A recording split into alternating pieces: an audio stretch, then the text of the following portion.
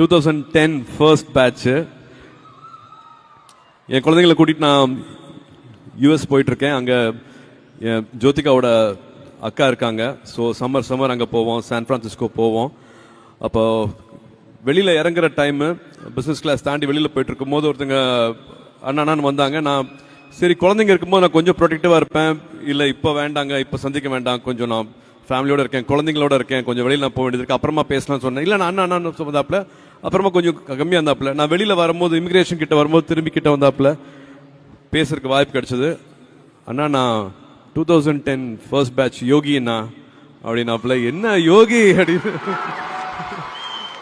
என்ன இங்கன்னா? ஆமாம், நான் இங்கே ஒரு கன்சல்டன்சிக்காக வந்திருக்கேன், கூப்பிட்டுருக்காங்க. அப்படியே நான் தெரியவே இல்லைப்பா, சாரி அடையாளம் தெரியல, நான் பசங்களோட இருந்ததுனால வந்து அடையாளம் தெரியல, வாங்க நான் 2 கார் இருக்கு, உங்களை ட்ராப் பண்ணிடுறேன்.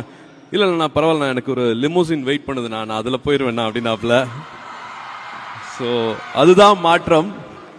2010 பேட்சில் வந்து சொன்னது வந்து அவ்வளோ சந்தோஷமா இருந்தது. குழந்தைங்களுக்கு ஜோக்கெலாம் அறிமுகப்படுத்தினேன். அந்த மாதிரி ஒரு சந்தோஷம் எனக்கு வேற எதுவுமே சொல்ல முடியல. படங்கள் வெற்றிகள்லாம் தாண்டி அதோட சந்தோஷம் வேற மாதிரி இருந்துச்சு.